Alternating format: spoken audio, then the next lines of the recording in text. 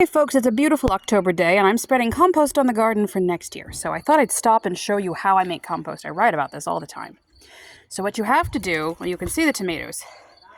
Fill your kitchen pail with all of your vegan table scraps, your leftover fruits and vegetables, your broccoli stems and carrot peelings, leftover bread, leftover pasta. To that you can add cardboard egg cartons cut up, and coffee filters and coffee grounds, and sometimes an occasional fully cooked chicken or fish bone, and sometimes, or often if you don't have much calcium in your soil, eggshells that have been microwaved for 30 seconds or baked for a few minutes at 400.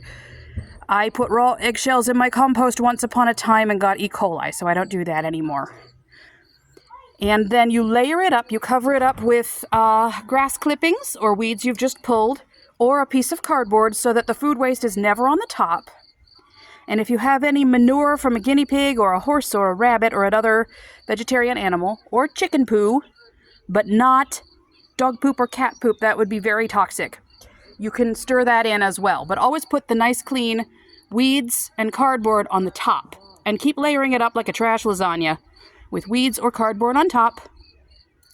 And you see down here, that's basically last year's compost. It's turned into beautiful black soil. That's the stuff I just pulled off the garden now, and I'm going to cover it up with compost like a lid. This is the kale that grew out of the compost. It's dying now, but it was a jungle. What's left of the pumpkin plant.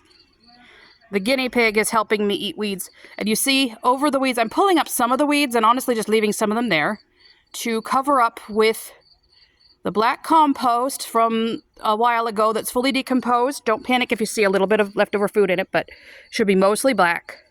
And, you're supposed to stir that every once in a while. Turn it over. Like once a week. I'm lazy, so I do every 2 weeks.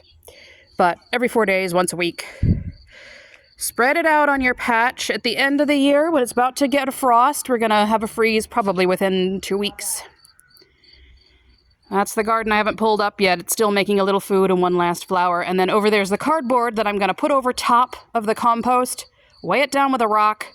Don't touch it until I pull it up to plant things in the spring. And that will be soil full of nutrients. And sometimes you get some surprise plants from the tomato seeds and pumpkin seeds that are in my compost.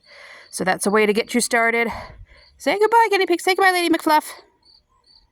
Goodbye, everybody.